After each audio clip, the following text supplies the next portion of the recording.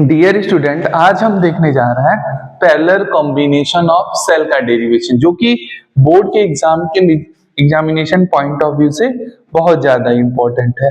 Parallel combination, ठीक है।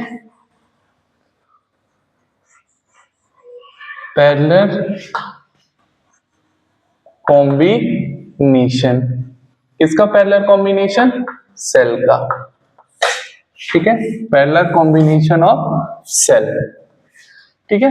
तो पैरेलल कॉम्बिनेशन में हम लोग जानते हैं जो पोटेंशियल होता है वो क्या होता है? इक्वल होता है। तो यहां बनाते हैं सेल।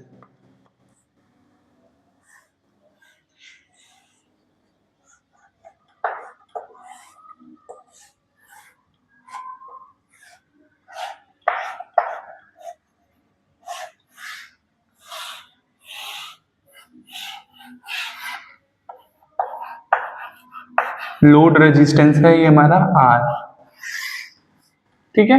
ये हमारा फर्स्ट सेल है E1, ठीक है। और इसका इंटरनल रेजिस्टेंस क्या है? R1।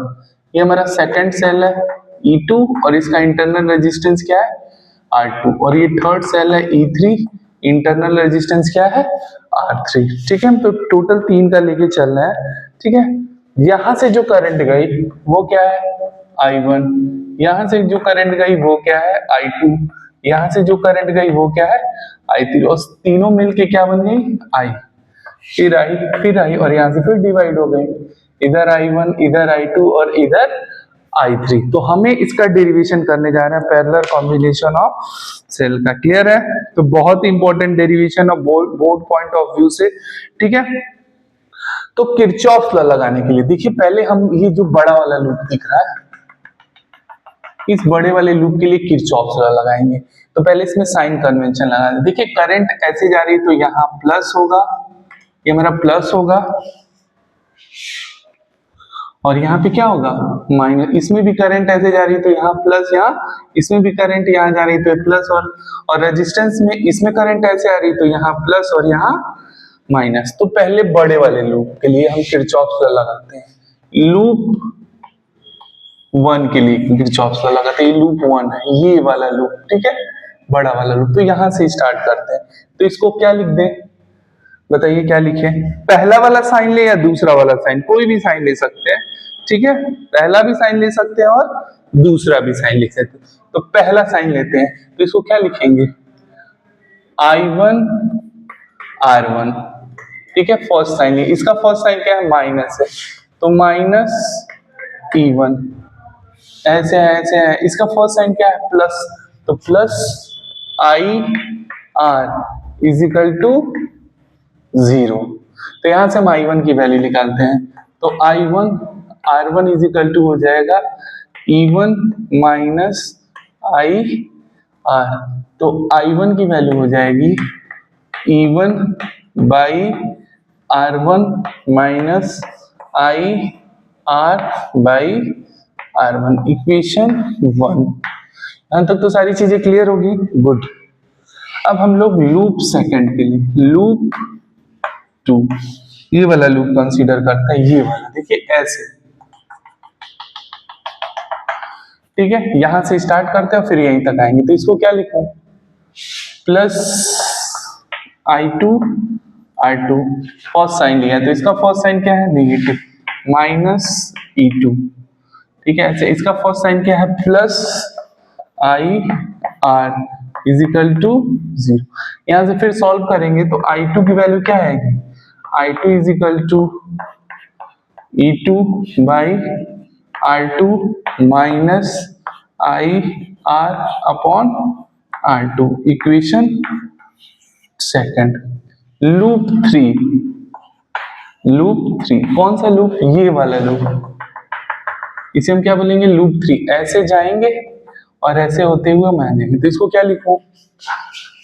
I3 R3 minus E3 plus IR is equal to 0। तो यहां से I3 की वैल्यू क्या आ जाएगी? I3 की वैल्यू आ जाएगी E3 by R3 minus IR upon R3, equation first second third. ठीक है, तो तीनों इक्वेशन क्लियर है, ठीक है ना। अब इस फिगर से देखते हैं, फिगर में ये जो I1 I2 I3 तीनों मिलके क्या बना रहे हैं, तो I इक्वल टू क्या लिख सकते हैं, I1 plus I2 plus I3, ठीक है। तो ये जो I1 I2 I3 की वैल्यू, तीनों वैल्यूज इसमें पुट करते हैं, ठीक है। इस इक्वेशन हम क्या करें, इन तीनों की वैल्यू क्या करें, put all the values of equation first second and third put in equation 4। इस इक्वेशन 4 में क्या करते हैं, पुट करते हैं, okay.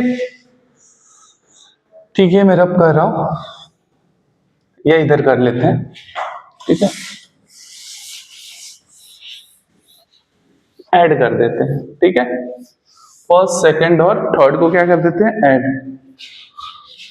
First plus second plus third, तो ये क्या हो जाएगा, I1 I2 और I3, और I1 I2 I3 मिलके क्या बन जाएंगे, I। और ये देखिए, हम E1 बाई R1 को E2 बाई R2 और E3 बाई R3 के साथ ऐड करते हैं, तो ये हो जाएगा आपका E1 by R1 plus E2 by R2 plus E3 by R3।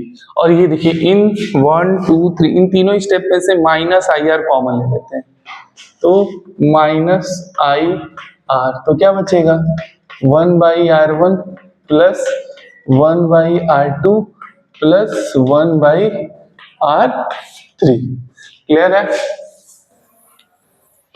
ठीक है। अब इस वाले टर्म्स को उधर ले जाते हैं, तो I प्लस ये वाला term IR 1 by R1 plus 1 by R2 plus 1 by R3 is equal to E1 by R1 plus E2 by R2 plus E3 by R3।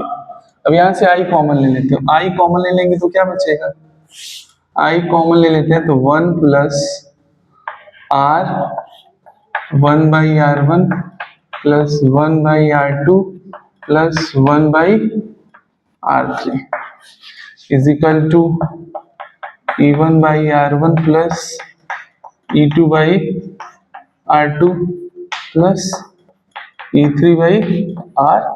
अब इसको डिवाइड कर देते हैं इससे, तो I इज इक्वल टू हो जाए, ये वाला जो टर्म है वो इसके नीचे कर देते हैं, तो E1 by R1 plus E2 by R2 plus E3 by R3 upon 1 plus R1 by R1 plus 1 by R2 plus 1 by R3, ठीक है।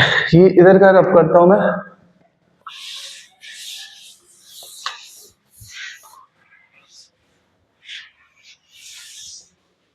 ठीक है।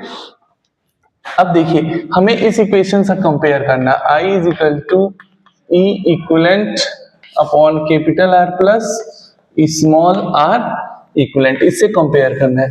तो इसमें देखिए, कैपिटल R के साथ कोई भी टर्म नहीं है, तो कैपिटल R के साथ कोई भी टर्म नहीं है, तो इस वाली टर्म से हम लोग क्या करते हैं,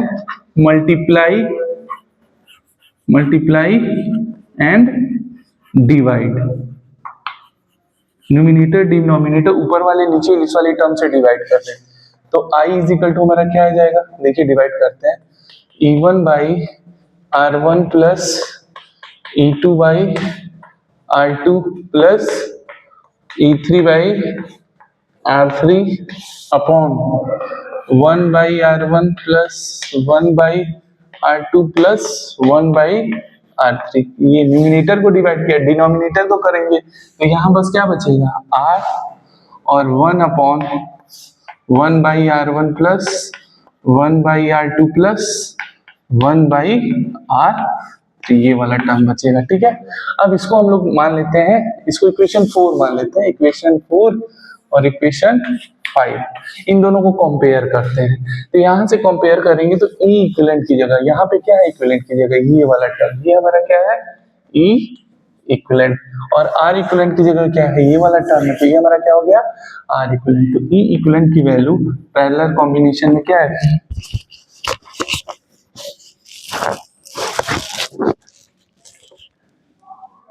E1 by R1 plus E2 by R2 plus E3 by R3 upon 1 by R1 plus 1 by R2 plus 1 by R3।